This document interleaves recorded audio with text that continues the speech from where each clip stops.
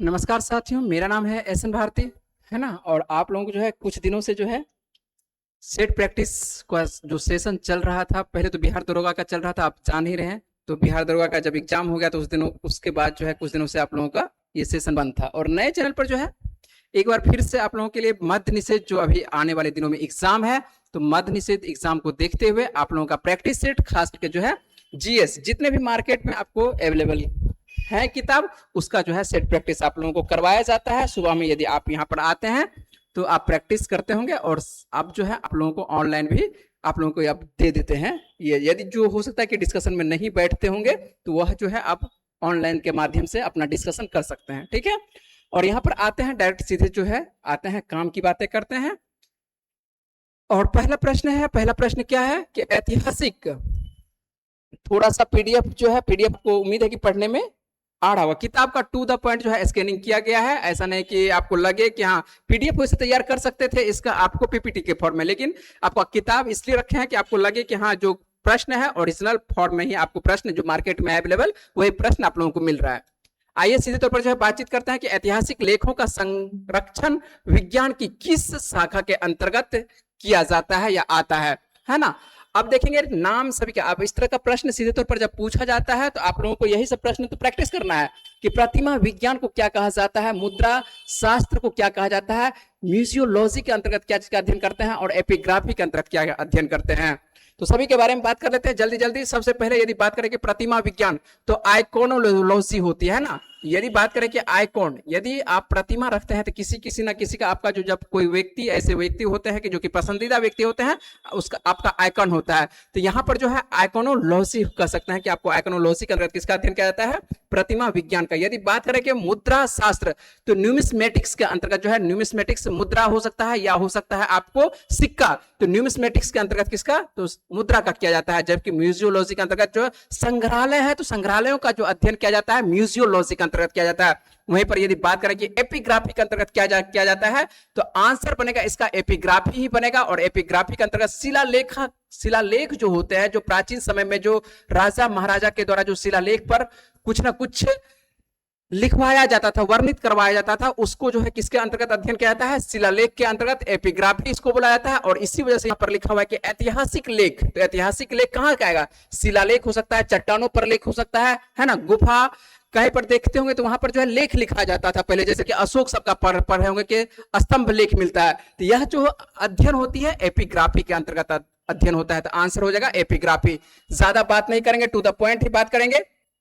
थोड़ा सा पेन को और छोटा कर दे, है ना। चलिए ठीक है, आते हैं अगले प्रश्न पर बात करते हैं। अगला प्रश्न है कि फलों और सब्जियों में जो स्थित कैरोटीन है उन्हें कौन सा रंग प्रदान करता है। कैरोटीन जो है किसको, तो गाजर का, और गाजर का जो है नारंगी रंग देखने को मिलता है, कैरोटीन प्रदान करता है। वहीं पर बात करें कि आपको हरा, तो हरा कौन सा, क्लोरोफिल जो है हरा रंग प्रदान करता है। गुलाबी यदि बात करें, गुलाबी जो है लाइकोपिन की हल्का मात्रा होगा तो गुलाबी रंग प्रदान करेगा। और नीला यदि बात करें तो आपको साइनिन की वजह से देखने को मिलता है, क्या आपको ये नीला रंग प्रदान करता है ना।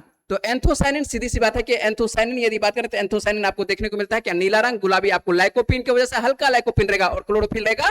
तो यहाँ पर हरा, पत्तियों में जो है हरा रंग क्लोरोफिल की वजह से होता है, और नारंगी रंग किसकी वजह से, कैरोटीन के। तो आंसर बन जाता है क्या आपका सी, आंसर बनता हुआ दिखाई पड़ रहा है 2 का। चलते हैं अगले प्रश्न पर।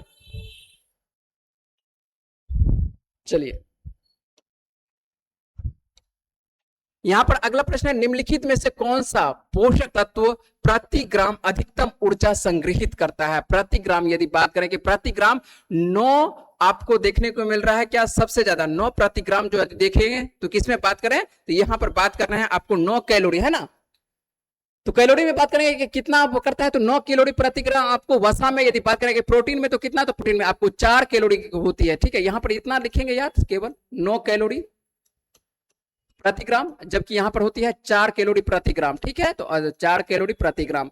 तो यहां पर आंसर क्या बनता हुआ दिखाई पड़ रहा है, तो आंसर बनता हुआ दिखाई पड़ रहा है वसा से क्या होती है, अधिकतम ऊर्जा प्राप्त होती है। तो आंसर क्या बनेगा, वसा बनेगा। रुक्षांश यदि बात करें तो रुक्षांश जो है भोजन को पचाने में मदद करता है, जो भी खाना पीना खाते हैं उसमें पचाने में कौन मदद करता है, ये सहायता प्रदान करता है। वहीं पर विटामिन जो है, विटामिन क्या काम करता है, ये रोग प्रतिरोधक क्षमता को जो है ये विकसित करता है ना। रोगों से लड़ने में यदि बात करें कि रोगों से लड़ने में कौन मदद करता है, तो रोगों से विटामिन करता है, ठीक है।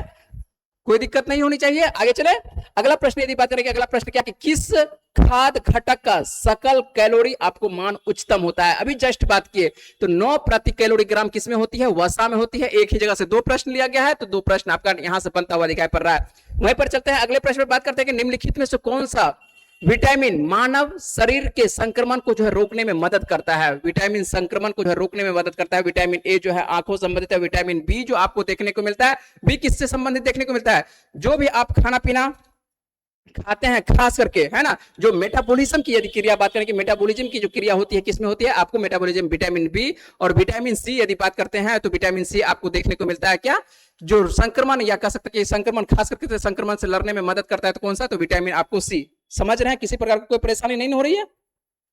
चलिए यहां पर ध्यान रखेंगे, ये आपको आंसर का क्या बनता है, आपको विटामिन सी। के यदि बात करें तो विटामिन के आप पढ़ते होंगे कि विटामिन के जो है रक्त को थक्का बनने में ये क्या करता है, मदद करता है। ठीक है, किसी प्रकार का कोई दिक्कत नहीं।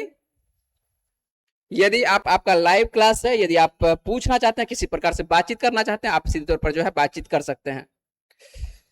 चलते हैं अगले प्रश्न पर। आप लोग साथ साथ बनाने का प्रयास करेंगे कि आंसर क्या होगा। यदि आप साथ साथ बनाना चाहते हैं तो आप साथ साथ जो है बना सकते हैं। ठीक है, यहां पर आता है कवक का आपको मांसल विषाणु धारण करने वाला क्या है, कवक के बारे में बात कर रहा है। और अब देखिए प्रश्न अधूरा लिखा हुआ है, कवक का मांसल विषाणु धारण करने वाला जो है फलने वाला अंग कौन सा होता है, तो यह कौन सा होता है, यह होता है कुकुरमुत्ता, जिसको बोला जाता है। ये कुकुरमुत्ता किसको हिंदी में कुकुरमुत्ता बोलता है, वैसे इसको बोला जाता है आपको क्या, जो खा रहे हैं आप लोग खास करके, उसको क्या बोला जाता है, अरे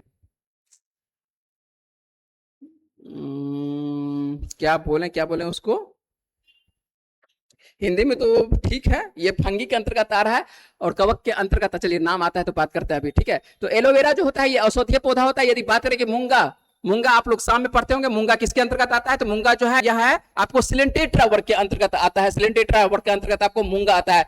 कैक्टस यदि देखते हैं तो कैक्टस जो है आपको कहां पर ये देखने को मिलेगा, यह जो आपको देखने को मिला खास करके रेगिस्तानी क्षेत्रों में जो पौधा होता है कैक्टस का पौधा देखने को मिलता है। ठीक है, तो आंसर याद रखेंगे, बीजाणु धारण करने वाला जो पौधा होता है ये कौन सा होता है, आपको देखने को मिलेगा मशरूम, है ना। देखिए नाम नहीं याद आ रहा था। ठीक है, मशरूम आपको देखने को, तो मशरूम आप लोग खा रहे हैं। ठीक है, और मशरूम को ही जो बोला जाता है कुकुरमुत्ता बोला जाता है। तो आंसर कौन सा बनता हुआ दिखाई पड़ रहा है, तो आंसर पर केवल टिक मारते हैं तो आंसर आपको देखने को मिलेगा केवल आपको मशरूम, है ना। तो कवक का मांसल बीजाणु जो धारण करने वाला फलने वाला अंग आपको देखने को होता है कौन सा, ये आपको मशरूम होता है। वहीं पर बात करें निम्नलिखित में से कौन सा आपको रोजगार प्राथमिक क्षेत्र से जुड़ा हुआ है। आसान सा प्रश्न बनाएंगे। ठीक है, रोजगार क्या है, किससे, प्राथमिक सेक्टर से बात करने के, प्राथमिक सेक्टर से। आप लोगों को जो मध्य निषेध वाले हैं 3 ही सेक्टर याद रखो, वैसे 5 सेक्टर होता है लेकिन आप लोगों को 3 ही सेक्टर ध्यान रखना है। और 3 सेक्टर में देखेंगे कि कौन कौन सा सेक्टर है। सबसे पहला प्राथमिक सेक्टर, है ना, उसके बाद दूसरा कौन सा है, द्वितीयक, और तीसरा तृतीयक। नाम से ही है प्राथमिक द्वितीयक। प्राथमिक के अंतर्गत किसको रखेंगे, प्राथमिक के अंतर्गत जो भी प्रकृति से जुड़ा हुआ है उसको आपको रखना होगा किसके अंतर्गत, प्राथमिक सेक्टर से अंतर्गत। जहां पर भी निर्माण विनिर्माण होगा, हो सकता है कि निर्माण हो सकता है कि विनिर्माण हो। चलिए ठीक है, चलिए निर्माण और विनिर्माण, है ना, निर्माण और विनिर्माण यदि बात करें, निर्माण और विनिर्माण किसके अंतर्गत आएगा, तो यह आएगा आपको उद्योग के अंतर्गत आ जाएगा, द्वितीय सेक्टर के अंतर्गत आ जाएगा। ठीक ना, प्राथमिक के सेक्टर के अंतर्गत आपको देखने को मिल रहा है कि आप प्रकृति से निर्माण विनिर्माण यदि कुछ भी होता है, मशीन यदि जुड़ रहा है तो मशीन आ जाएगा किसके अंतर्गत, द्वितीय सेक्टर के अंतर्गत आ जाएगा। और सेवा यदि बात करें कि सेवा जो तृतीय सेक्टर आएगा तो वह यह आ जाएगा आपको सेवा, जिसके अंतर्गत कह सकते हैं कि हो सकता है कि पर्यटन हो, संचार हो, होटल सेवा हो, या किसी भी प्रकार का यदि सेवा प्रदान किया जा रहा है यह आपको आएगा तृतीय सेक्टर के अंतर्गत आएगा। समझ रहे हैं, किसी प्रकार का कोई बात नहीं है, आसान है ये सब प्रश्न, आसान है। टोकरी बनाना, क्या कोई मशीन लगा रहे हैं, कुछ लगा रहे हैं, मशीन का प्रयोग नहीं, हाथों से काम कर रहे हैं, प्रकृति से लाए हैं कुछ ना कुछ कोई सामग्री और उससे बना रहे हैं। हो सकता है बांसों की सामग्री बना रहे हैं, हो सकता है आप मूंज का सामग्री बना रहे हैं, हो सकता है किसी प्रकार से। तो ये ध्यान रखेंगे, ये टोकरी बनाना प्रकृति से जुड़ा हुआ है, तो ये प्राथमिक सेक्टर का। वहीं पर बात करें कि माली किस सेक्टर से आ रहा है, माली जो है फूलों से बगीचा, ये देखने को मिलता है आपको किस सेक्टर से, तो ये भी प्राथमिक सेक्टर से देखने को मिल रहा है। महार प्रकृति से जुड़ा हुआ है, मिट्टी से काम कर रहा है, तो यह भी किस सेक्टर से, तो ये भी प्राथमिक सेक्टर से।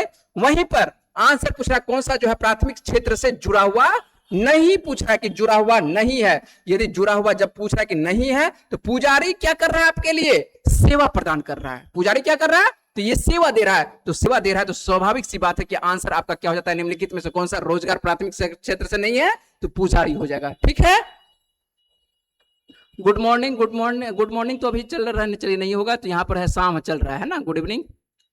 आंसर बी दे रहे हैं।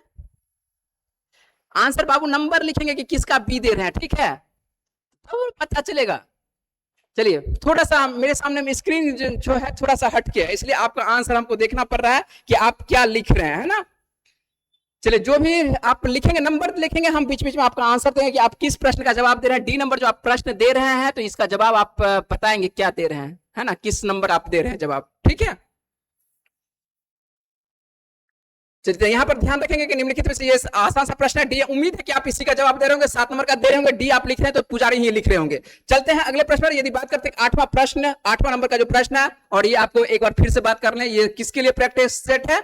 ये वैसे तो जीएस ऐसा नहीं कि किसी एक के लिए है, जीएस किसी कोई भी छात्र पढ़ सकते हैं, यदि आप जनरल कंपटीशन का तैयारी कर रहे हैं कोई भी पढ़ सकते हैं, लेकिन खास करके ये सेट जो आपके लिए है, ये मध्य निषेध जो आने वाले दिनों में जून जुलाई के आसपास में जो एग्जाम हो, उसके लिए खास करके ये तैयार करवाया जा रहा है। वैसे लंबे दिनों से जो है 7 महीने से आपको ऑफलाइन के तौर पर जो है करवाया जाता है, करवाया जा रहा है प्रत्येक दिन संडे, मंडे, वेडनेसडे, ट्यूसडे सभी दिन करवाया जा रहा है, ठीक है। लेकिन अब जो है ऑनलाइन में भी जो है छात्रों का डिमांड था कि ऑनलाइन में भी अवेलेबल हो, तो ऑनलाइन पे भी जो है नए चैनल पर जो है आपको देखने को मिल रहा है कि आपको ये एमसीक्यू के अंतर्गत ये सारे प्रश्न आपको करवाए जा रहे हैं।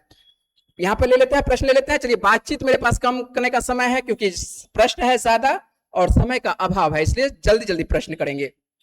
सेंट पीटर्सबर्ग को जो है व्लादिवोस्तोक बोला जाता है, इसको क्या बोलता है, व्लादिवोस्तोक से जो है जोड़ने वाले रेल मार्ग का नाम क्या है। पूछ रहा है प्रश्न कि एक सेंट पीटर्सबर्ग जो है किसको व्लादिवोस्तोक से जोड़ रहा है, 2 शहर, एक तो सेंट पीटर्सबर्ग, दूसरा है व्लादिवोस्तोक, और इस रेल मार्ग से जुड़ रहा है, और ये दुनिया का सबसे लंबा रेल मार्ग है। दुनिया का क्या है, तो दुनिया का यह सबसे लंबा रेल मार्ग है, और पूछ रहा है कि दुनिया का सबसे लंबा रेल मार्ग का नाम क्या है, दुनिया का सबसे लंबा रेल मार्ग का नाम क्या है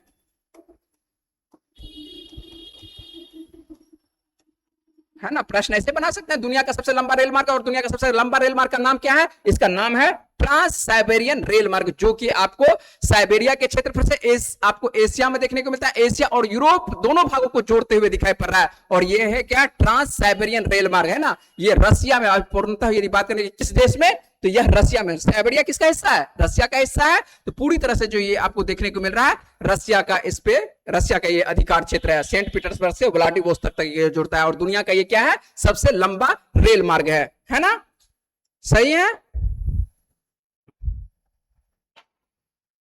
चलिए अगला प्रश्न ले लेते हैं, साथ साथ आप लोग बना रहे हैं प्रश्न, चलिए बहुत अच्छा, 7 का आप डी लिख रहे हैं, बिल्कुल बिल्कुल बिल्कुल बिल्कुल। चलिए आइए आइए बॉस, यहां पर आते हैं। यदि कुल औसत लागत में जो है ह्रास हो रहा है, क्या हो रहा है, अब देखते हैं इकोनॉमिक्स का प्रश्न आ रहा है, आप लोग देखते हैं कि 9 नंबर का प्रश्न आप लोग बना पा रहे हैं या नहीं बना पा रहे हैं, ठीक है। चलिए 9 नंबर का नंबर बताएंगे कि 9 नंबर का आपको कुल, ये पूछ रहा है कि यदि कुल औसत लागत ह्रास हो रहा है, तो यहां पर सीमांत लागत में कुल औसत लागत की वृद्धि होगी या कमी होगी या क्या होगा, आपको बताना है कि लागत जो है स्थिर होगी या औसत लागत, वक्र औसत लागत जो है परिवर्तन औसत लागत के ऊपर होनी चाहिए, क्या होनी चाहिए, आपको बताना है जवाब। हम तो बताएंगे ही, तुरंत बताएंगे जवाब, है ना। आप लोग को मौका दे देते हैं, एक इकोनॉमिक्स का प्रश्न है, तो इकोनॉमिक्स आप लोग से पढ़े होंगे, है ना, तो इकोनॉमिक्स आप लोग पढ़े होंगे, तो ये आंसर जल्दी से बताना है, क्या आंसर आपको देखने को मिल रहा है। चलिए यहां पर देख लेते हैं, यदि कुल औसत लागत जो है ह्रास हो रहा है, पूछ रहा है कि औसत लागत जो है ह्रास हो रहा है, तो सीमांत लागत जो है क्या होनी चाहिए, सीमांत लागत। आंसर अब देखिए, किताब जो है, किताब का आंसर जो है, किताब में आंसर डी है, समझ रहे हैं, किताब में आंसर डी दिया हुआ है। आंसर में आप लोगों को सुबह में जो है करवाया गया था, इसका प्रश्न का जवाब डी करवाया गया था, क्योंकि जो किताब में लिखा हुआ था वही जवाब करवाया गया था, स्वाभाविक बात है। लेकिन इसका आंसर जो है डी नंबर गलत है ना, डी नहीं होगा, ठीक है। तो आंसर होगा क्या, एक तो आपको ऑप्शन ऐसे छटा गया, सी नंबर भी नहीं होगा, है ना। वक्र लागत और परिवर्तन लागत का तो कोई ऊपर होगा ही नहीं, ठीक है। अब देखिए क्या होगा, यदि कुल औसत लागत जो है ह्रास हो रहा है, तो सीमांत लागत में कुल औसत लागत से यह कम होनी चाहिए, क्या होनी चाहिए, कम होनी चाहिए। सीमांत आप पढ़े होंगे कि सीमांत धीरे धीरे क्या होती है, धीरे धीरे कमता चल जाता है, जैसे जैसे आप आगे बढ़ेंगे धीरे धीरे ये क्या होता चल जाएगा, औसत लागत कमता चल जाएगा। तो आंसर बनेगा क्या, तो आपको ए नंबर आंसर बनेगा, है ना। चलिए अगले हम लोग चलते हैं स्लाइड पर, और अगला स्लाइड देख लेते हैं क्या है।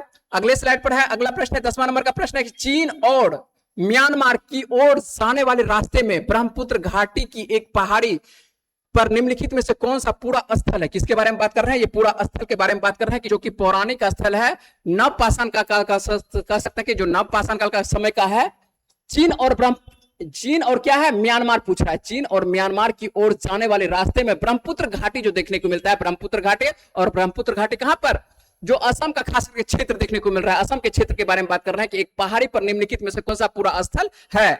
अब देखिए कैसे प्रश्न बनाएंगे। मेहरगढ़ के बारे में आप लोग जरूर पढ़े होंगे। मेहरगढ़ के बारे में क्या पढ़े होंगे कि मेहरगढ़ जो एक स्थान है आपको बलूचिस्तान में देखने को मिलता है, और नवपाषाण काल में सबसे पहली बार खेती कहां पर प्रदान मिला है, या मेहरगढ़ में मिला है। तो आंसर अब पाकिस्तान है, तो पाकिस्तान में ब्रह्मपुत्र नदी कहां से बहेगी, तो स्वाभाविक बात है कि ब्रह्मपुत्र, ये आंसर नहीं होगा। वहीं पर यदि बात करें कि आपको गुफ कराल दिया हुआ है, आपको दाओजली हेडिंग दिया हुआ है। ये जो दाओजली हेडिंग देखते हैं, तो दाओजली हेडिंग कहां पर, ये असम में। सभी के बारे में बात कर लेते हैं, पहले इसके बारे में बात करते हैं। आंसर जो आपके पास है दिया हुआ, तो दाओजली जो आपको हेडिंग देखने को मिलता है, ये कहां पर देखने को मिलता है, तो ये आपको देखने को मिलता है कहां पर, असम घाटी में देखने को मिलता है। और सबसे पुराना स्थल जो है ब्रह्मपुत्र घाटी का क्या हो जाता है आंसर, तो आपको दाओजली देखने को मिलता है। वहीं पर यदि बात करें कि ये पयमपल्ली कहां पर है, तो पयमपल्ली जो है, ये नाम से आपको लग रहा है ये तमिलनाडु का एक क्षेत्र का नाम है, शहर का नाम है। पयमपल्ली आपको तमिलनाडु का क्षेत्र का नाम है, और यहां से भी नवपाषाण काल का है। जितने भी है नाम नवपाषाण काल का कुछ ना कुछ मिला हुआ है। और ये जो गुफ कराल आपको देखने को मिल रहा है, ये कहां पर देखने को मिल रहा है, ये जम्मू कश्मीर में आपको गुफ कराल देखने को मिलता है। जम्मू कश्मीर का क्षेत्र का नाम आपको गुफ कराल है।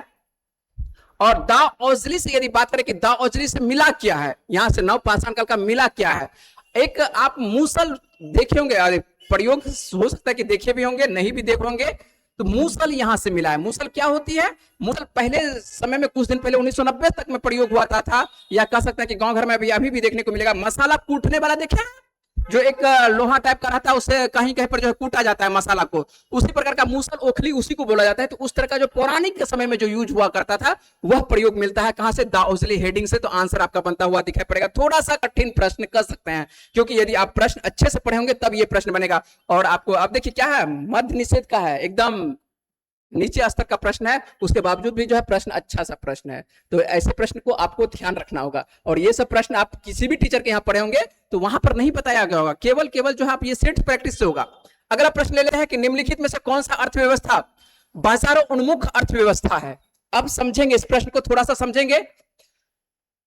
देखने में दिक्कत हो रहा है थोड़ा सा बाबू, चलिए इसको क्या करें, तब देखने में दिक्कत हो रहा है तो इसको थोड़ा सा पढ़ा दें। चलिए देख लेते हैं।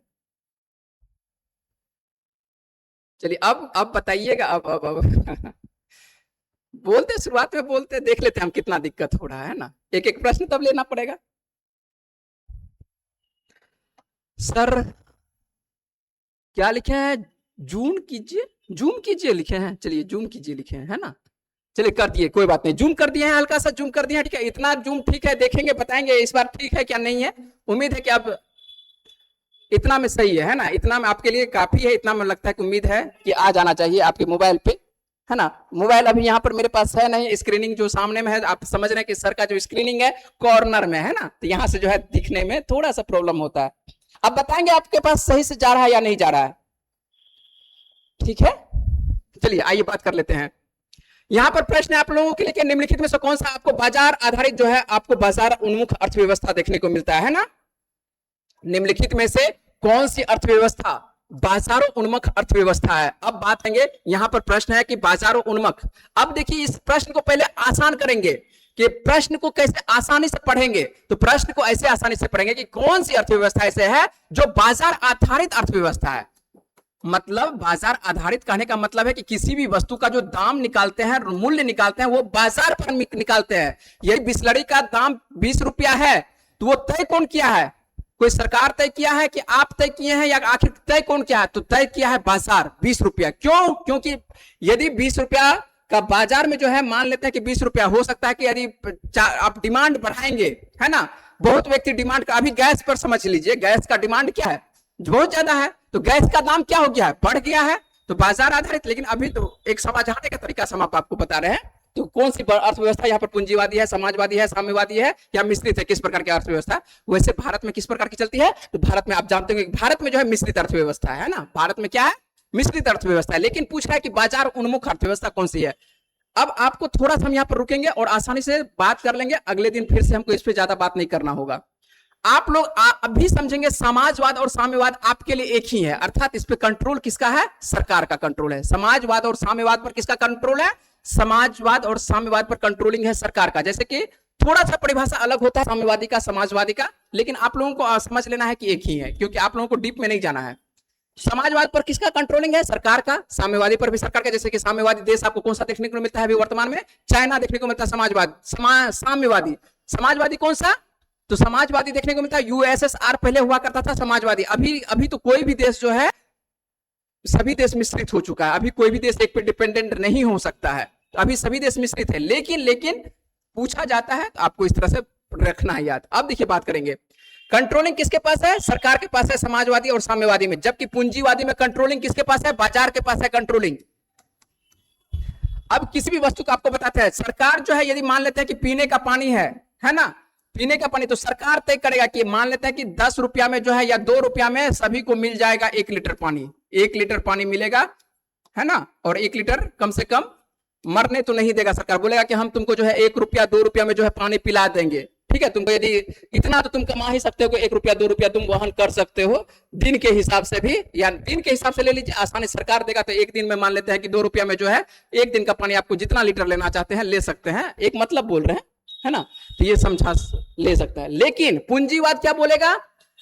तुम्हारे पास 20 रुपया है तो पानी पी लो, नहीं तो चुपचाप मरना है तो मर जाओ, ठीक है। हमको उससे कोई मतलब नहीं है, क्योंकि सरकार का कंट्रोलिंग नहीं है। यहां पर जो है दाम आप डिमांड करेंगे तो दाम वो बढ़ा भी सकता है। बिस्लरी यदि आप देखते हैं कितने रुपए में, 20 रुपया में दे रहा है, तो हो सकता है कि डिमांड बहुत ज्यादा डिमांड हो जाएगा, तो वो क्या करेगा? दाम को बढ़ा देगा। डिमांड नहीं होगा, मार्केट में डिमांड कम हो जाएगा, कोई नहीं खरीदेगा, तो वो खुद व खुद क्या करेगा? दाम को कम कर देगा। तो ये आधारित होती है पूंजीवादी, जिसपे कि अमेरिका डिपेंडेंट है। पूंजीवादी पर कौन सा देश? अमेरिका। साम्यवादी और समाजवादी पर कौन कौन सा देश बता चुके हैं? साम्यवादी पर चाइना, समाजवाद पर आपको रसिया। जबकि भारत किस पे? तो भारत में दोनों प्रकार की अर्थव्यवस्था है, साम्यवादी भी है, पूंजीवादी है। जैसे भारत में देखेंगे बीएसएनएल आपके लिए सरकारी कंपनी है, और उसके बाद यदि बात करते हैं कि यहां पर जो है आपको प्राइवेट कंपनी में आपको कौन सा है? जियो भी है। दोनों है, जो आप यूज करना चाहते हैं यूज करते हैं, स्वतंत्र हैं। भारत में दोनों प्रकार की अर्थव्यवस्था है। पानी आप देखते हैं, पानी के बारे में बात कर रहे थे, पानी आपके घर में जो है नल जल योजना गई होगी सरकार का, सरकार बोलेगा हम तुमको है प्यासे मरने नहीं देंगे, तुमको भले गंदा पानी पिलाएंगे लेकिन पिलाएंगे जरूर, है ना। और उसके बाद यदि आपके पास पैसा है तो आप खरीद कर पानी पीजिए, है ना। बिस्लरी भी मार्केट में है, कंपनी भी मार्केट में है, तो दोनों चीज है यहाँ पर। तो यहाँ पर जो है भारत में मिश्रित अर्थव्यवस्था देखने को मिलती है, और पूंजीवादी बाजार कंट्रोल करेगा, इसलिए बाजार उन्मुख अर्थव्यवस्था पूछ रहा है। तो आंसर क्या बन जाएगा? बी नंबर आंसर बनेगा। थोड़ा सा कॉन्सेप्ट वाला प्रश्न है। चलिए अगले प्रश्न पर आते हैं। आंसर ए नंबर 11 का आप डी दे रहे थे, 11 का डी दे रहे थे, 11 का डी, 11 का आपका आंसर बी होगा बाबू, बी होगा, बी होगा, बी होगा, ठीक है, समझ गए होंगे। 11 का आंसर डी नहीं होगा, 11 का क्या होगा? बी होगा। बाजार आधारित अर्थव्यवस्था पूंजीवाद, समझ चुके होंगे, उम्मीद है कि समझ गए होंगे। आंसर जो दे रहे हैं अस्मिता गोस्वामी जो दे रहे थे आंसर ए नंबर दे रहे थे, तो ए साम्यवादी नहीं होगा 11 का, तो आपका भी आंसर गलत था। कोई बात नहीं है, प्रयास कर रहे हैं, बहुत अच्छी बात है, ये बहुत बड़ी बात है, ठीक है। तो बनाएंगे, साथ साथ बनाते हैं, है ना। चलिए सीखेंगे आज। तो ये जो ऑनलाइन होंगे तो हो सकता है कि पहली बार मेरे से जुड़ रहे होंगे, है ना, तो कोई बात नहीं है, धीरे धीरे जान जाएंगे आप। हो सकता है कि भाषा लगता हुआ कि स्पीड में बोल रहे होंगे, क्या करें, सेट है, सेट में धीरे चल नहीं सकते। निम्नलिखित में से कौन सा उदाहरण संविधान स्वीकृत मूलभूत अधिकारों का उदाहरण नहीं है? प्रश्न को पहले पढ़ेंगे, अच्छे से पढ़ेंगे। प्रश्न पर पढ़ने में ऐसा नहीं कि स्पीड से पढ़ेंगे, आप लोगों को धीरे धीरे पढ़ना है, हम तो ऐसे पढ़ेंगे, ठीक है। निम्नलिखित में से कौन सा उदाहरण जो है संविधान स्वीकृत मूलभूत पूछ रहा है कि मूलभूत अधिकार का उदाहरण नहीं है? बताएंगे आप लोग आंसर, है ना। आंसर आपके लिए देते हैं, थोड़ा सा ऊपर कर देते हैं, तब ना समझ में आएगा चारों ऑप्शन। चलिए कहा थोड़ा सा बोर्ड पुराना बोर्ड है, जिसकी वजह से जो है ये आपको, चलिए और थोड़ा छोटा करें, चलिए ठीक है। अब तो आ गया होगा पूरा का पूरा प्रश्न, है ना, पूरा प्रश्न अब आ चुका है, ठीक है। आपके पास पहला ऑप्शन है, क्या है पहला? पर 12 नंबर का आंसर आप लोग लिखेंगे कि बिहार में कुछ श्रमिक आजीविका हेतु महाराष्ट्र जाते हैं। क्रिश्चियन मिशनरी आपको स्कूलों की आपको देखने को मिलता है, जो चेन श्रृंखला स्थापित कर सकते हैं, स्कूल स्थापित किया जाता है। माँ बाप की संपत्ति का उत्तराधिकारी आपको उनके बच्चे को होते हैं। सरकार संस्थाओं में जो है समान पदों पर काम करने वाली महिलाओं और पुरुष कर्मचारी को जो है समान वेतन मिलता है। कौन सा आपको लगता है कि मूलभूत अधिकार का उदाहरण नहीं है? आप बताएंगे, बता सकते हैं। आंसर क्या लिख रहे हैं? बिल्कुल क्या लिखे हैं?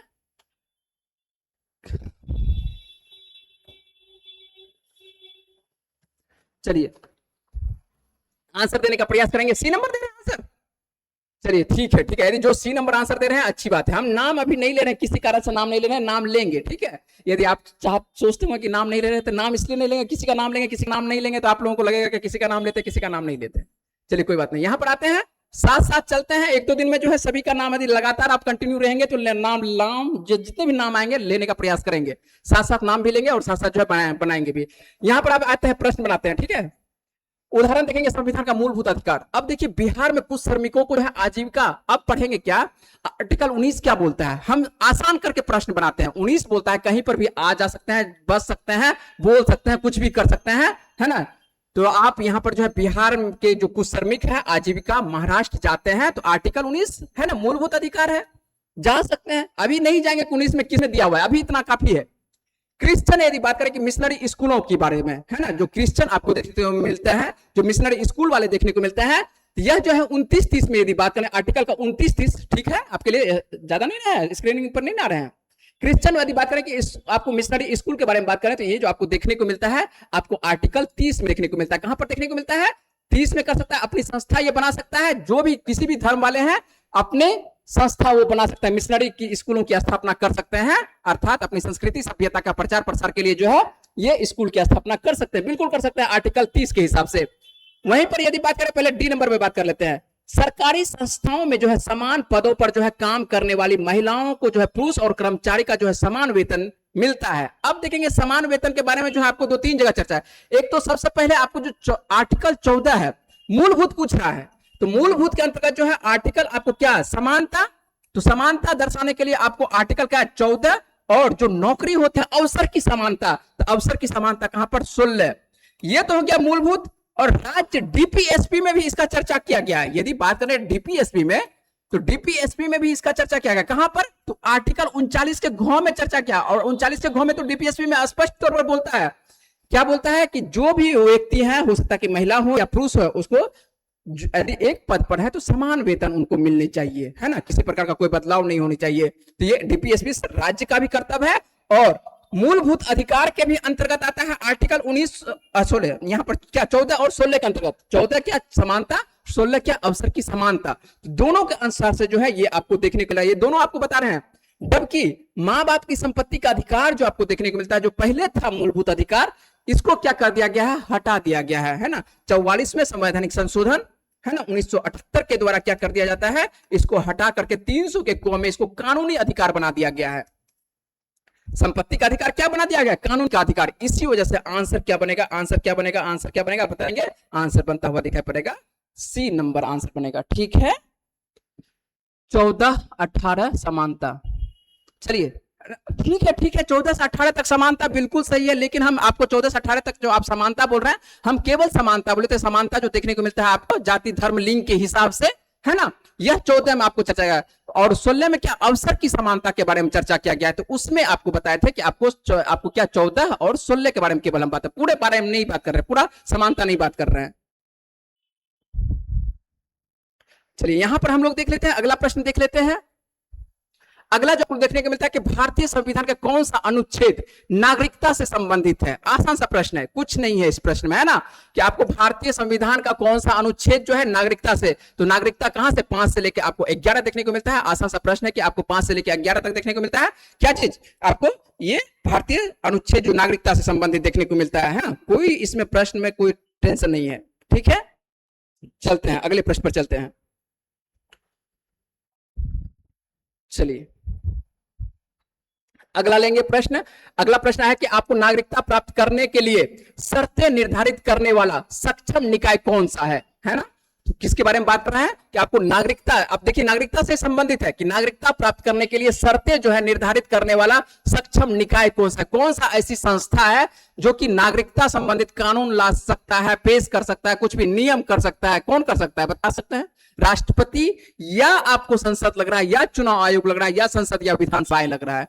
तो आंसर एक ही आंसर, नागरिकता संबंधित कुछ भी संशोधन करना है, कुछ भी शर्तें लाना है, कुछ भी शर्तें मतलब क्या, नियम कानून, है ना, जो भी नियम कानून लाना है, कौन भारत में बस सकता है, कौन पाकिस्तान वाले को किसको मान्यता देना है, या अफगानिस्तान वाले को मान्यता देना है, किसको नहीं देना है, ये सभी बातें कर सकता है, अधिकार दिया गया है केवल किसके पास, संसद के पास। किसके पास? आंसर क्या होगा? संसद होगा, राष्ट्रपति नहीं होगा। आंसर क्या होगा? संसद होगा। ठीक है, संसद ही इस पे नियम कानून ला सकता है। ठीक है, अगला प्रश्न देखते हैं। पृथ्वी पर जो है आपको सूर्य की परिक्रमा करते, पृथ्वी क्या है? पृथ्वी पथ पर, एक मिनट एक मिनट एक मिनट, बार बार पेन चेंज करना पड़ रहा है। पृथ्वी जो है आपको देखने को मिल रहा है पथ पर सूर्य की परिक्रमा करती है। क्या करती है? सूर्य की परिक्रमा करती है ना। और जब सूर्य की परिक्रमा करती है तो किस रूप में परिक्रमा करती है? अब क्या हो गया? पूछ रहा है कि यहां पर जो है पृथ्वी जो आपको देखने को मिलता है किसकी परिक्रमा करती है? सूर्य की परिक्रमा करती है। बिल्कुल सूर्य की परिक्रमा करती है। अब किस रूप में? क्षितिज रूप में, या आपको ऊर्ध्वाधर रूप में, या गोलाकार रूप में, या अंडाकार रूप में? तो पृथ्वी जो है, मान लेते हैं कि यदि सूर्य यहां पर है, ठीक है, सूर्य मान लेते हैं कि इस तरह से यहां पर सूर्य है, तो पृथ्वी जो चलती है किस तरह से चलती है? इस तरह से चलती है ना। तो ये जो है पृथ्वी चलती है किस में? इस कैसा आकार लग रहा है? यह है आपको अंडाकार आकार, है ना, अंडाकार आकार। लेकिन यहां पर तो अंडाकार आपको लिख दिया गया है। इसको जो बोला जाता है किस प्रकार का आकार बोला जाता है? दीर्घवृत्ताकार बोला जाता है। क्या बोला जाता है? दीर्घवृत्ताकार बोला जाता है। ये दीर्घवृत्ताकार, ध्यान रखेंगे, दीर्घवृत्ताकार आकार में जो है ये आपको पृथ्वी जो है चक्कर काटती है। किसका? सूर्य का। शुद्ध हिंदी आपको दीर्घवृत्ताकार रहेगा, लेकिन आम भाषा में, गांव घर के भाषा में जो है इसको अंडाकार बोल दिया जाता है। यदि बोल दिया जाता है तो आंसर आपका गांव घर वाला भी भाषा को याद रखेंगे, क्योंकि बिहार का एग्जाम है तो बिहार में जो है बिहारी लैंग्वेज भी एंट्री कर देगा, अंडाकार दे देगा। ठीक है, तो ये आपको अंडाकार आकार में, और ये बताता कौन है? ये केपलर महोदय बताए हैं, है ना, कि पृथ्वी जो चलती है किस प्रकार से चल रही है। ये केपलर के द्वारा, केपलर आप अपना थीसिस दिए हैं, है ना, उस हिसाब से ये आपको दीर्घवृत्ताकार देंगे, आंसर होगा। ठीक है, अगला प्रश्न है आप लोगों के लिए 16 नंबर का प्रश्न है कि सूर्य के प्रकाश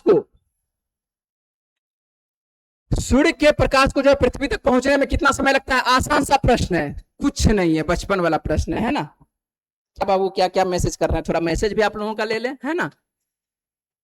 सोनी शुभम जी हैं, ठीक है, सोनी शुभम जी आप 16 का दे रहे हैं आंसर। क्या दे रहे हैं? सी नंबर दे रहे हैं। बिल्कुल बिल्कुल सही दे रहे हैं, बिल्कुल सही दे रहे हैं, है ना। चलिए बिल्कुल सही है ना। 500 सेकंड, ठीक है, ठीक है।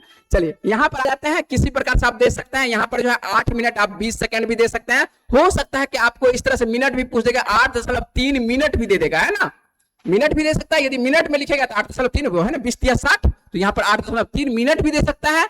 हो सकता है कभी कभी जो है आपको 8 मिनट, सॉरी 18 लिख दिए, 8 मिनट आपको दे सकता है, आपको 16 मिनट भी दे सकता है, 16 सेकंड भी दे सकता है। 8 मिनट आपको 16 सेकंड भी लिख सकता है।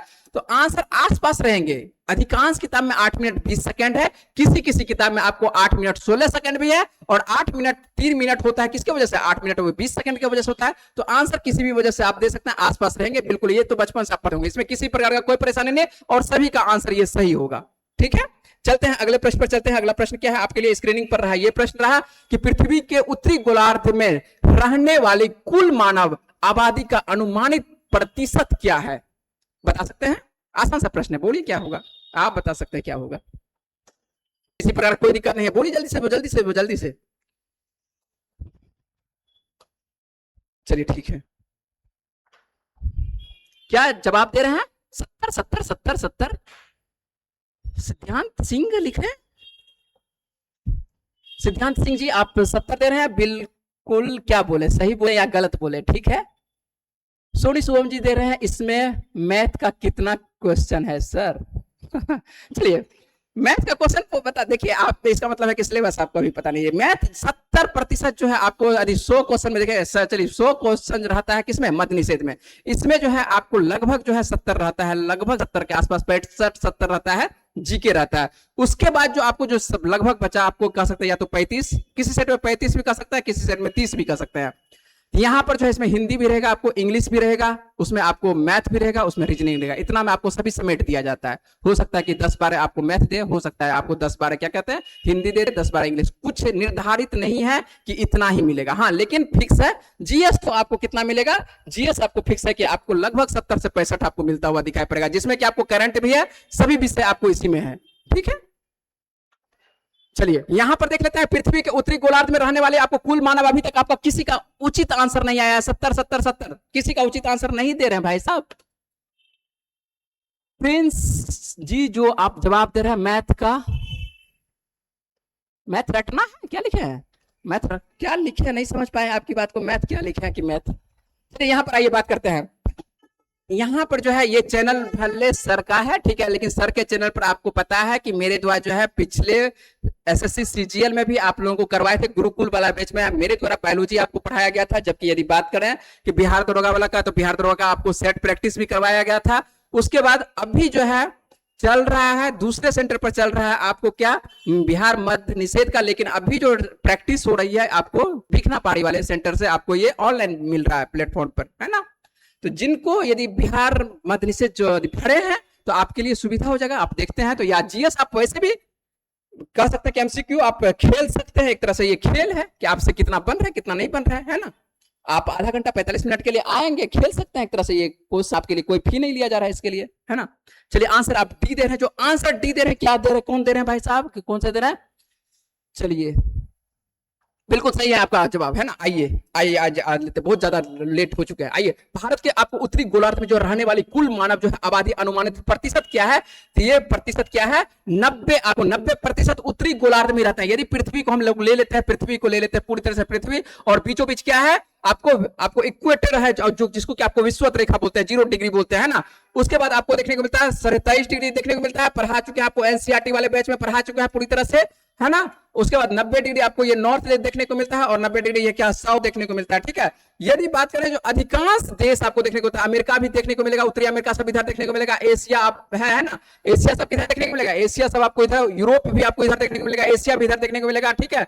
उसका कुछ ही हिस्सा आपको नीचे में ऑस्ट्रेलिया वाला देखने को मिलेगा, और कुछ आपको किसका देखने को मिलेगा, दक्षिणी अमेरिका का देखने को मिलेगा, जो कि ठंडा इलाका, जनसंख्या कम है। अधिकांश जनसंख्या जो घनी आबादी है एशिया वाले में है, और उसके बाद अमेरिका वाले में है, और यूरोप वाले में है, जो कि अधिकांश अनुमानित कर सकते हैं कि 0 डिग्री से ऊपर, और 0 डिग्री से ऊपर किस गोलार्ध में आ जाता है, उत्तरी गोलार्ध में आ जाता है। तो उत्तरी गोलार्ध में आपको देखने को मिलेगा 90% जनसंख्या जो है उत्तरी गोलार्ध में है। जबकि जल का अधिकांश भाग जो देखने को मिलेगा इधर क्या है, समुद्र का अधिकांश भाग, यदि बात करें कि समुद्र का अधिकांश भाग किधर है, आपको दक्षिणी गोलार्ध में है ना। समुद्र अधिकांश आपको दक्षिणी गोलार्ध में देखने को मिलता है। मैप को अच्छे से देखेंगे तो आसानी से प्रश्न, ये सब प्रश्न आप कहीं लिखा हुआ नहीं होगा, ये सब प्रश्न ऐसे जानकारी के लिए जहां है प्रश्न, है ना, कि आप मैप अच्छे से पढ़े होंगे तो आपसे प्रश्न बन जाना चाहिए। चलिए आते हैं, अगला प्रश्न ले लेते हैं। अगला प्रश्न आपके लिए है कि तनामी, क्या नाम है, तनामी रेगिस्तान निम्नलिखित में से किस देश में स्थित है। आप लोग लिखेंगे, बताएंगे कि तनामी रेगिस्तान किस में है।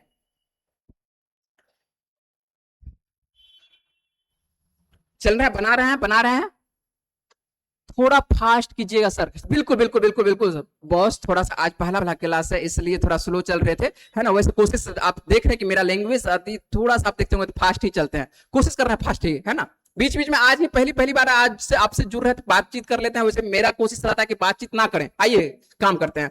तनामी रेगिस्तान निम्नलिखित में से किस देश में स्थित है, बात करेंगे, देखते हैं तनामी कहां पर है। तो तनामी जो आपको देखने को मिलता है, अब सबसे पहले पर बात करते हैं चीन में। चीन में कौन सा मरुस्थल देखने को मिलता है। यदि बात करें चीन में सबसे फेमस जो आपको देखने को मिलता है गोबी, लेकिन चीन के साथ साथ जो है मंगोलिया में भी है। मंगोलिया और चीन में आपको देखने को मिलेगा क्या, गोबी रेगिस्तान है मंगोलिया में। और यहीं पर तकला मकान देखने को मिलेगा, है ना, तकला मकान, ये सब जो है तकला मकान देखने को मिलेगा। ये सब कहां पर, रेगिस्तान, ये चाइना में देखने को मिलेगा। यदि बात करें दक्षिण अफ्रीका में कौन सा मरुस्थल है, तो कालाहारी, बोत्सवाना, और क्या कहते हैं, ये दक्षिण अफ्रीका में जाएगा। कौन सा, ये दक्षिण अफ्रीका, नीचे अफ्रीका का एकदम नीचे वाला भाग है, ठीक है। तो दक्षिण अफ्रीका में कालाहारी का ऊपर वाला क्षेत्र आपको टच होता हुआ दिखाई पड़ेगा। यदि बात करें ऑस्ट्रेलिया में आपको देखने को मिलेगा क्या, तनामी रेगिस्तान, यहां पर ऑस्ट्रेलिया में देखने को मिलेगा। जबकि यदि बात करें कि भारत में कौन सा रेगिस्तान है, तो भारत में आपको 2 प्रकार का रेगिस्तान है। वैसे गर्म रेगिस्तान है थार, अभी थार पर ही रहेंगे, ठीक है। आंसर आपका हो जाएगा कौन सा, ऑस्ट्रेलिया आंसर हो जाएगा। चलते हैं अगले प्रश्न पर बात करते हैं कि अगला प्रश्न क्या है कि निम्नलिखित में से कौन सा युग्म, सही है स्पीड, निम्नलिखित, अरे कहां भाग रहे हो, निम्नलिखित में से कौन सा युग्म जो है सुमेलित है, जलप्रपात और दिया हुआ है, जलप्रपात दिया हुआ है, नदी दिया हुआ है, ठीक है। प्रश्न को थोड़ा सा आपको छोटा करना पड़ेगा क्योंकि आपको तब ना आगे आएगा सामने में। चलिए अब आ चुका होगा। अब आते हैं तो यहां पर बात कर रहे हैं कि निम्नलिखित में से कौन सा युग्म जो है सुमेलित है, जलप्रपात है और नदी है। कपिल धारा जलप्रपात किस नदी पर है, यह जो है नर्मदा पर है। किस पर है, नर्मदा पर है। अर्थात पहला ही क्या हो गया, गलत हो गया। जोग प्रपात जो है शरावती नदी पर, बिल्कुल सही है, बिल्कुल सही है। जोग प्रपात ये शरावती पर बिल्कुल सही है। शिव समुद्र यदि बात करें प्रपात किस पे है, कावेरी पर, बिल्कुल सही है। अर्थात 2 और 3 सही है। कौन है, 2 और 3 सही है, 1 और गलत है। तो आंसर मेरा बन जाता है बी नंबर आंसर बनता हुआ दिखाई पड़ रहा है। उम्मीद है कि आप सही आंसर दे रहे होंगे। प्रिंस सिंह जी आंसर जो दे रहे थे डी नंबर आंसर दे रहे थे, आंसर बाबू हो जाएगा बी नंबर आंसर होगा, ठीक है। चलते हैं अगला प्रश्न पर, और अगला प्रश्न आप लोग 20 नंबर का प्रश्न लिखेंगे। ओंकारेश्वर है ना, थोड़ा सा बोर्ड जो है, हमको नया बोर्ड चलाने का आदत है, ये बोर्ड अब हो चुका है थोड़ा सा ओल्ड, चलिए कोई बात नहीं। ओंकारेश्वर परियोजना जो है निम्नलिखित में से नदियों में से ये में से आपको एक संबंध है। अब क्या संबंध है, बात कर रहे हैं कि ओंकारेश्वर परियोजना निम्नलिखित नदियों में से किस एक से संबंध है, इसका बात कर रहा है किस एक से, है ना, कि एक से नहीं होगा, किस एक से संबंध है। तो ओंकारेश्वर परियोजना निम्नलिखित में से नदियों में से किस एक नदियों से संबंधित है, बता सकते हैं? या चंबल लग रहा है, या नर्मदा लग रहा है, या भीमा लग रहा है, या कौन सा लग रहा है, जल्दी से बोलेंगे, प्रश्न का जवाब जल्दी से लिखेंगे, अभी तक में आपका जवाब नहीं आया है। चलिए कोई दिक्कत नहीं है, यदि आपको नहीं समझ में आ रहा है तो एक आपको मंदिर याद करवाते हैं। ओंकारेश्वर मंदिर कहां पर है, ये मंदिर जो है आपको कहां पर है, एमपी में है। चलिए ये बात समझ गए ना, ओंकारेश्वर शिव से संबंधित है, तो ओंकारेश्वर का मंदिर कहां पर है, मध्य प्रदेश में आपको देखने को मिलता है। और जब मध्य प्रदेश का नाम आया है, मध्य प्रदेश से संबंधित है, तो मध्य प्रदेश कौन नदी है, आपको नर्मदा नदी देखने को मिलता है, ठीक है। तो ये नर्मदा देखने को मिलता है, और नर्मदा पर ही ओंकारेश्वर परियोजना है, तो आंसर आपका जाएगा बी नंबर आंसर जाएगा। चलते हैं अगले प्रश्न पर, और अगला प्रश्न क्या है, निम्नलिखित में से कौन सा आपको सिंधु घाटी सभ्यता से संबंधित स्थल नहीं है, पूछ रहा है कि कौन सा आपको सिंधु घाटी सभ्यता से आपको स्थल नहीं है। बात करेंगे जल्दी से निम्नलिखित में, अरे क्या हो गया, ठीक है, प्रश्न दिखाई पड़ रहा है, नर्मदा, बिल्कुल बिल्कुल भाई साहब बिल्कुल सही है, प्रिंस जी बिल्कुल सही है। आइए बात करते हैं, निम्नलिखित में से कौन सा सिंधु घाटी की सभ्यता से संबंधित स्थल नहीं है, पूछ रहा है। तो नहीं है, कालीबंगा पढ़े होंगे, कालीबंगा राजस्थान, रोपर पढ़े होंगे, ठीक है, और लोथल भी पढ़े होंगे गुजरात में, जबकि पाटलिपुत्रा जो है, पाटलिपुत्रा नहीं पढ़े होंगे, तो आंसर क्या बन जाता है, पाटलिपुत्रा बन जाता है, ठीक है। ये सब जो आपको देखने को मिलता है, जो आपको देखने को मिल रहा है, कौन कौन सा नाम देखने को मिल रहा है, कालीबंगा राजस्थान में, लोथल कहां पर पढ़े होंगे, भोगवा नदी वाला किनारे में, जी आप गुजरात में। यदि बात करें क्या कहते हैं, रोपर, रोपर कहां पर, ये पंजाब के क्षेत्र में आपको रोपर देखने को मिलता है, ठीक है। तो ये सब आपको देखने को मिलता है क्या, सिंधु घाटी सभ्यता स्थल है, जबकि पाटलिपुत्रा नहीं है, क्योंकि जब यदि बात करें कि आपको जो पूरब की तरफ चलता है, तो ये आलमगीरपुर में आके समाप्त हो जाता है, अभी तक जो है उसके आगे नहीं मिला है। पाटलिपुत्र पौराणिक स्थल है, लेकिन सिंधु घाटी सभ्यता का स्थल नहीं है। चलते हैं अगले प्रश्न पर, चलते हैं अगले प्रश्न पर, क्या बात कर रहा है कि निम्नलिखित में से, अब आप लोग को जवाब देना होगा, भारत में जो है सबसे पहले, आसान सा प्रश्न है, जिस मानव प्रतिमाओं की पूजा होती है वह कौन था, ऐसा कौन था जिसका सबसे पहली बार पूजा के रूप में स्वीकार किया गया था, ऐसा कौन से भगवान है, ब्रह्मा लग रहा है, या विष्णु लग रहा है, या बुद्ध लग रहा है, या शिव जी लग रहा है, आपको देना होगा जवाब, हम आपका कमेंट का इंतजार कर रहे हैं ना। प्रश्न नंबर के साथ लिखेंगे, 22 का आप जवाब दे चुके हैं, 22 का आप भी जवाब दे चुके हैं, शिव जी 22 का क्या जवाब दिया है, शिव जी क्यों दिए हैं, बता देते हैं, नंबर दर्पण, आप भाई साहब नाम तो लिखे हैं, दर्पण लिखे हैं, दर्पण न्यूज 24 लिखे हैं, ठीक है। आपको सोनी शुभम जी लिखे हैं, 22 का सी दिए हैं, 22 का सी बिल्कुल बुद्ध दिए हैं, ठीक है, और प्रिंस जी सी दिए, चलिए इस बार सुधार कर दिया, ठीक है, चलिए आंसर बिल्कुल सही है। अब जो आपको देखने को मिलता है इसका, देखिए मानव प्रतिमा की यदि बात करें कि मानव प्रतिमा की पूजा जो है की गई थी, तो ये आंसर बिल्कुल सही होगा, आंसर बुद्ध होगा, शिव जी नहीं होगा, है ना। तो यहाँ पर बुद्ध की प्रतिमा, सबसे पहली बार बुद्ध की प्रतिमा देखने को मिलता है, मथुरा शैली, गांधार शैली सब पढ़ेंगे, और यहाँ पर जो पृथ्वी पर अधिकांश जो मूर्ति मिली है यही दोनों शैली में मिली है, गांधार शैली में और किसमें, आपको मथुरा शैली सब में देखने को मिलता है, और बुद्ध की प्रतिमा सबसे पहली बार पूजा होती है, आंसर आपका बुद्ध ही होगा। चलते हैं अगले प्रश्न पर, और अगला प्रश्न आपके लिए क्या है कि नागार्जुन किस बौद्ध संप्रदाय से संबंधित है, क्या जवाब दे सकते हैं जल्दी से। यदि बात करें 23 नंबर का कि नागार्जुन किस बौद्ध संप्रदाय से संबंधित है, लग रहा है आपको योगाचार से, या वैभाषिक से, या सैद्धांतिक के, या माध्यमिक से। यदि आप पढ़े होंगे नागार्जुन को, तो नागार्जुन को जो है भारत का आइंस्टीन के नाम से जाना जाता है, भारत का आपको आइंस्टीन के नाम से जाना जाता है, और शून्य का जो है सिद्धांत कह सकते हैं कि शून्यवाद का जो सिद्धांत इन्हीं के द्वारा दिया गया था, और यह जो है बौद्ध धर्म के माध्यमिक शाखा से ये आपको देखने को, संप्रदाय से देखने को मिलता है, ये संबंध आता है। आंसर क्या बनता हुआ दिखाई पड़ रहा है आपको, सी नंबर। यदि बात करें कि 24 का जो आपको देखने को मिल रहा है, महमूद गजनवी का जो है दरबारी इतिहासकार कौन था, है ना, तो किसके बारे में बात कर रहे हैं, महमूद आपको गजनवी का, तो महमूद गजनवी का दरबारी इतिहास का नाम, यदि आपके पास जानकारी है तो अच्छी बात है, नहीं तो लिख लेंगे, इसका जो दरबारी कौन थे, उत्बी थे, ठीक है। यदि फिरदौसी पढ़े होंगे, फिरदौसी और चंद्रवरदाई के बारे में तो जरूर जाने होंगे, चंद्रवरदाई, पृथ्वीराज रासो, पृथ्वीराज चौहान के बारे में जो इसका क्या कहते हैं आपको देखने को मिलता है, पृथ्वीराज रासो इनके द्वारा सबसे प्रसिद्ध रचना है चंद्रवरदाई का, और उसके बाद क्या, पृथ्वीराज चौहान के ये दरबारी हुआ करते थे, है ना, तो ये ध्यान रखेंगे। और उसके बाद आंसर आपका होगा यही उत्बी होगा, ठीक है, 24 का बी नंबर होगा। अगला प्रश्न लेते हैं कि इनमें से कौन सा आपको गजनी राजवंश, सभी प्रश्नों पर देखिए बातचीत नहीं कर सकते हैं ना, तो समय ज्यादा लग जाएगा, जल्दी जल्दी हम लोग बातचीत करते हैं, आप लोग अपना लोग बनाने का प्रयास करेंगे, ठीक है। यदि बात करें कि इनमें से कौन सा आपको गजनी राजवंश का संस्थापक था, क्या है कि इनमें से आपको कौन सा गजनी राजवंश का संस्थापक था, तो इनमें से कौन सा गजनी राजवंश का संस्थापक था, तो गजनी राजवंश का जो संस्थापक था कौन सा, अल्पतगीन संस्था, ठीक है।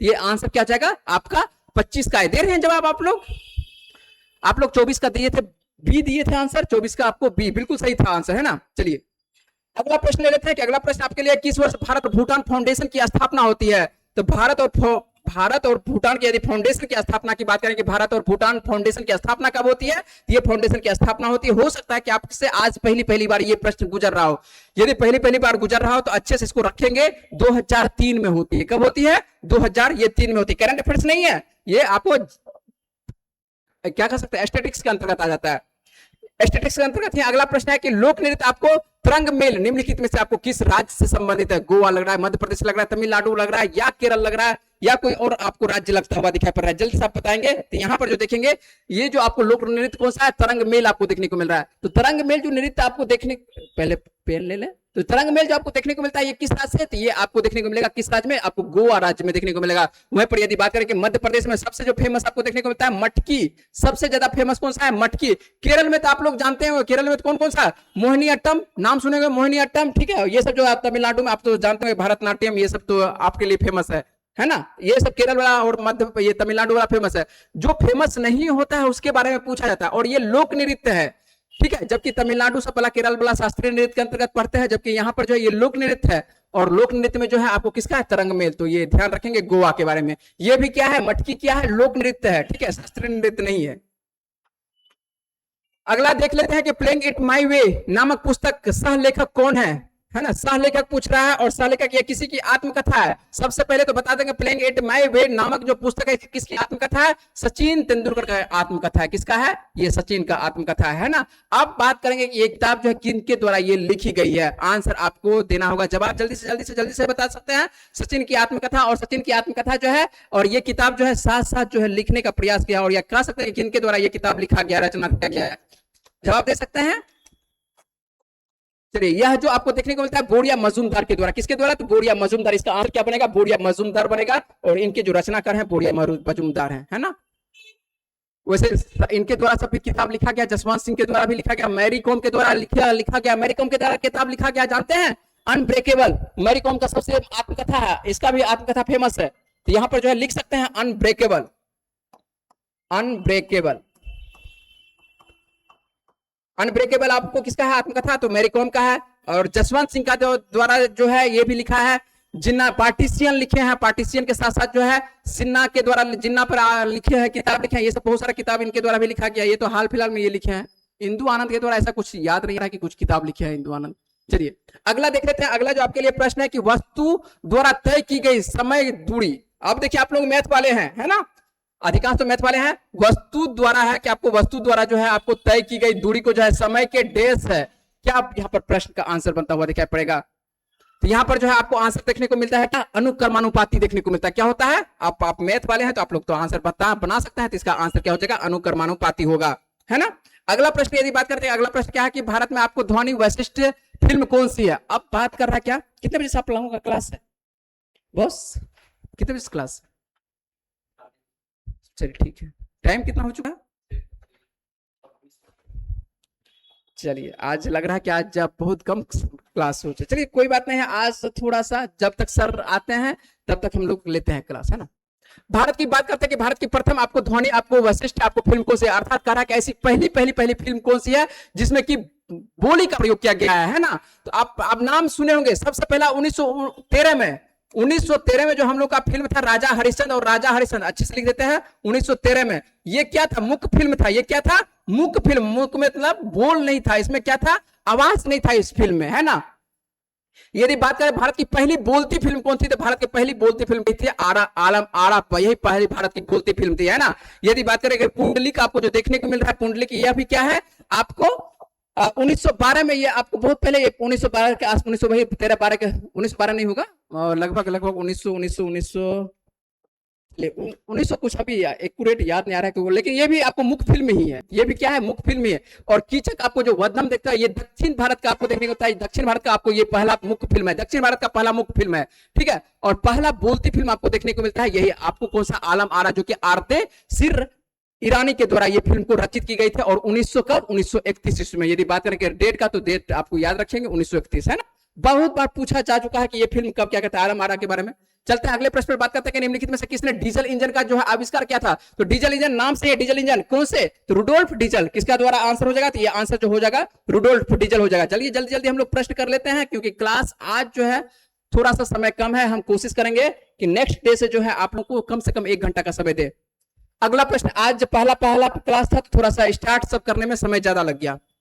प्रधानमंत्री सुकन्या क्या है, प्रधानमंत्री ध्यान रखेंगे, प्रधानमंत्री सुकन्या समृद्धि योजना शुभारंभ कब किया गया। देखिए प्रधानमंत्री समृद्धि, और ये जो है आपको सुकन्या से बार बार प्रश्न आता है और इसलिए अच्छे से याद होनी चाहिए। जब प्रधानमंत्री आते हैं, प्रधानमंत्री कब बनते हैं, नरेंद्र मोदी 2014 में बनते हैं और जनवरी 2015 में इसको लॉन्च किया जाता है। कहां से, एक गाना सुने होंगे, हरियाणा पथ के पानीपत, है ना। तो ये कहां से, तो हरियाणा, और हरियाणा के कहां से, तो हरियाणा के पानीपत से। बेटी बचाओ बेटी पढ़ाओ, ठीक है। और उसके बाद आपको देखने को होता है सुकन्या समृद्धि योजना, ये सब जो नाम सुने होंगे, तो ये आपको कब से, 22 दिसंबर आपको 2015 से ये प्रारंभ होता हुआ दिखाई पड़ता है। सीधे तौर पर ये याद रखेंगे सुकन्या। चलिए अगले प्रश्न पर चलिए। निम्नलिखित में से देखने को मिलता है कि निम्नलिखित में से किससे एक आपको गतिशील सजीव इकाई कहा जाता है। ऐसा कौन सा है कि गतिशील सजीव इकाई है, क्या बता सकते हैं, आंसर बता सकते हैं, आंसर दे सकते हैं, जवाब दे सकते हैं। सर जी चारों ऑप्शन का डिस्कस कीजिए। दर्पण जी चारों ऑप्शन का, बाबू आज तो नहीं हो पाएगा, थोड़ा सा समय तब क्या होगा, आपको कम से कम 1.5 से 2 घंटा देना पड़ेगा, और 1.5 से 2 घंटा अब है नहीं समय, है ना। तो कोशिश करेंगे जो समझने का, यदि आपको लगता है कि किसी प्रकार प्रश्न में जो है दिक्कत है तो आप प्रश्न पूछेंगे। चलिए यहां पर जैसे बात कर लेते हैं, जहां पर बातचीत करने वाला होगा जरूर करेंगे। निम्नलिखित में से किसे आपको एक गतिशील सजीव के रूप में इकाई कहा जाता है। अब देख रहे हैं कि सजीव है, सजीव में क्या होनी चाहिए, जान होनी चाहिए, है ना। हो सकता है वो किसी प्रकार का सजीव हो, ठीक है, एनिमल किंगडम हो या प्लांट किंगडम हो, किसी प्रकार से। अब जल क्या होगा, सजीव होगा, तो जल सजीव नहीं है। जल और वायु जो है क्या हो जाता है यहाँ पर, यह अजैविक के अंतर्गत आता है, यहाँ पर जीवन ही नहीं है, स्वाभाविक बात है। जल में किसी प्रकार कोई जीवन नहीं, वायु में भी किसी प्रकार का कोई जीवन नहीं है। तो ये दोनों तो ऐसा पहले छट गया, ठीक है, कोई दिक्कत नहीं है, इसमें जीवन नहीं ना है। जल में रहता है कोई जलीय प्राणी रहता है, लेकिन जल में जीवन नहीं है। वायु के बिना रह नहीं सकता है, लेकिन वायु कोई ये कह सकता है कि सजीव नहीं है, गतिशील सजीव नहीं है, ठीक है। गतिशील क्या, सजीव ही नहीं है, ठीक है। ये दोनों तो ऐसे ही नहीं होगा। बचा आपके पास वृक्ष और क्या बचा, वन बचा, ठीक है। आंसर यदि बात करें कि वृक्ष होगा या वन होगा, हो सकता है कि कोई माने होंगे वृक्ष, कोई हो सकता है कि वन देंगे। अब दोनों को हम लोग को समझेंगे, ये दोनों तो सजीव है, लेकिन पूछ रहे हैं क्या क्या गतिशील सजीव कौन सा है। अब देखेंगे वृक्ष का इंग्लिश क्या होता है, तो वृक्ष का इंग्लिश यदि आप बात करेंगे तो इसका इंग्लिश ट्री होता है, ठीक है। यदि बात करें कि इसका आपको इंग्लिश क्या होता है, वन का क्या होता है, आपको फॉरेस्ट होता है। अब देखेंगे कैसे समझेंगे। वृक्ष यदि कोई एक वृक्ष है, मान ले कि कोई एक वृक्ष यहां पर आपको शाखा देखने को मिल रहा है, यदि कोई एक वृक्ष है इस जगह से, ठीक है, तो ये जीवन भर जहां से ये स्टार्ट हुआ है, ठीक है, कभी ये गति नहीं करेगा। जिस दिन से वृक्ष चलने लगा, ठीक है, तो हम लोगों का कल्याण करेगा, बोला कि रास्ता से हट जाओ, ठीक है, तो वृक्ष नहीं हटेगा। वृक्ष क्या होगा, गतिशील नहीं होगा, वृक्ष गतिशील नहीं होगा, क्योंकि वृक्ष आप देखें कभी चलते हुए वृक्ष को, नहीं, गति मतलब कि आगे बढ़ता हुआ नहीं दिखाई पड़ रहा है। यहां पर चलने का मतलब ये नहीं है कि आगे बढ़ना, कि पेड़ है आगे बढ़ रहा है, इसका मतलब है कि जहां पर है वहीं पर ये अपनी मोटाई को कर रहा है वृद्धि, और अपनी धीरे धीरे अपनी शाखा को आगे बढ़ा रहा है, अर्थात ये गति नहीं कर पा रहा है किसी प्रकार का। यदि बात करें वन गति करेगा, आपको क्या लग रहा है, वन गति करेगा, पूछिए कैसे करेगा गति, वन। अब इसलिए इंग्लिश लिखे थे, इंग्लिश आपसे टर्म से समझ में आ जाएगा। फॉरेस्ट, आप जहां पर हैं अभी, जिस भी वक्त में, हो सकता है कि पटना हो सकता है कि जालंधर हो सकता है दिल्ली हो, कहीं पर हो, जहां पर भी हो, मान लेते हैं कि अभी जिस वर्ष जहां पर भी जिस भी स्थान पर है, उस स्थान को यदि आप छोड़ दें 50 वर्षों के लिए, ठीक है, किसी खेत का इलाका ले लीजिए, खाली जगह पर जहां पर खेती होती है, और 50 वर्षों के लिए उसको छोड़ दीजिए खाली स्थान को, तो वहां पर जो है अपने आप आपको क्या बनता हुआ दिखाई पड़ेगा, क्षेत्र बढ़ता हुआ दिखाई पड़ जाएगा, जंगल का क्षेत्र आपको बढ़ता हुआ चल जाएगा, ठीक है। इसीलिए कहा जाता है कि गतिशील सजीव कौन सी है, तो आंसर बनेगा कौन सा, वन बनेगा आंसर, है ना। तो ध्यान रखेंगे वन बनेगा। चलिए अगले प्रश्न पर। अगला प्रश्न जो आप लोगों के लिए है विटामिन सी, आसान सा प्रश्न है, बच्चों वाला प्रश्न है कि विटामिन सी को जो है डैश के नामों से जाना जाता है। तो किस नामों से जाना जाता है? एस्कॉर्बिक आपको एसिड के नामों से जाना जाता है। तो एस्कॉर्बिक एसिड, मैलिक आपको देखने को मिलेगा कहां पर? आम्ल कहां पर देखने को मिलेगा? ये सेब में देखने को मिलेगा। टार्ट्रिक कहां पर? तो ये आपको अंगूर में देखने को मिलेगा, केला में देखने को मिलेगा। बात करें कि एसिटिक अम्ल कहां पर? तो ये सिरका में देखने को मिलेगा। चलते हैं अगले प्रश्न पर, वही पर बात करें कि आपको साबुन में जो है निम्नलिखित में से किस सोडियम लवण का प्रयोग किया जाता है? तो सोडियम तो यहां पर सीधी सी बात है कि साबुन में जो प्रयोग किया जाता है किसका? वसा अम्ल का प्रयोग किया जाता है। ठीक है, अगले प्रश्न पर बात करते हैं, आपको वेब ब्राउजर के बारे में बात करते हैं कि वेब ब्राउजर इसमें पूछ रहा है कि निम्नलिखित में से कौन सा एक ब्राउजर के रूप में प्रयोग है? तो ब्राउजर आपको ओपेरा, सबसे ज्यादा फेमस तो आपको ओपेरा है। ओपेरा आप यदि आप कंप्यूटर प्रयोग करते होंगे तो ओपेरा के बारे में प्रयोग जानते होंगे कि ओपेरा सबसे ज्यादा आपको फेमस देखने को मिलता है। उसके बाद आपको ये जो है फायरफॉक्स भी आपको क्या है? आपको ब्राउजर देखने को मिलता है, वेब ब्राउजर है। ये आपको कंप्यूटर संबंधित प्रश्न है। वहीं पर यदि बात करें कि शालीमार, तो शालीमार आप पढ़े होंगे, जम्मू कश्मीर में शालीमार क्या है? बाग है, बगीचा है। ठीक है, किसी प्रकार का ये क्या ब्राउजर नहीं है, तो ये क्या है? आपको बाग बगीचा है, जो कि आपको जम्मू कश्मीर के में सुनते होंगे, निशांत बाग, शालीमार बाग। ठीक है, ये सब जम्मू कश्मीर के अंतर्गत। तो आंसर आपका क्या बनेगा? 1 और 2। किसमें है 1 और 2? और चलिए क्या पूछ रहा है? वेब ब्राउजर नहीं है पूछ रहा है। तो वेब ब्राउजर नहीं है तो वेब ब्राउजर आपको 3 नंबर आंसर बनेगा। केवल क्या बनेगा? तो आंसर आपका बनता हुआ दिखाई पड़ रहा है, केवल आपको 3 नंबर क्या है कि पूछ रहा है कि नहीं पूछ रहा है। ठीक है, चलिए ठीक है जवाब। चलिए, एक घड़ी कमानी ऊर्जा जो आपको देखने को होता है, अब ये घड़ी चलता नहीं है, हो सकता है कि आप लोग देखे होंगे तो अच्छी बात है, नहीं देखे होंगे तो ये घड़ी पहले जमाना में चलता था, देखे होंगे। पहले जो एक घड़ी चलता था जिसमें क्या प्रयोग किया जाता था? सुई देने का प्रयोग किया जाता था ना। उसमें जो है बार बार जो चाबी, जिसको बोलते हैं कि चाबी देना पड़ता था, 12-12 घंटे के बाद जो है चाबी देने का प्रयोग करता था।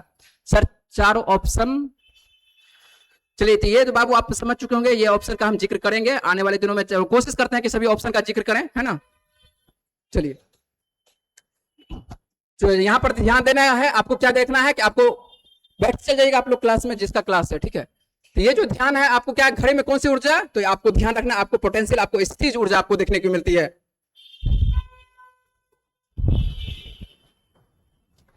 चलिए, आज का प्रश्न हम रखते हैं यहीं तक रखेंगे। आगे आपको कल का जो क्लास होगा, सेगमेंट जो होगा, वहां पर आपको पूरा का पूरा प्रश्न करवाने का प्रयास रखेंगे, है ना। जो प्रश्न छूटा है वो भी प्रश्न करवाएंगे, और या तो नहीं तो अगला जो सेगमेंट आपका होगा, अगला जो टेस्ट है, वह पूरा प्रयास करेंगे लेने का। अब जो है नेक्स्ट क्लास यहाँ पर शुरुआत होने वाली है, इसलिए आज का क्लास रखते हैं यहीं पर। मिलते हैं आप लोगों से नेक्स्ट क्लास में। Okay bye.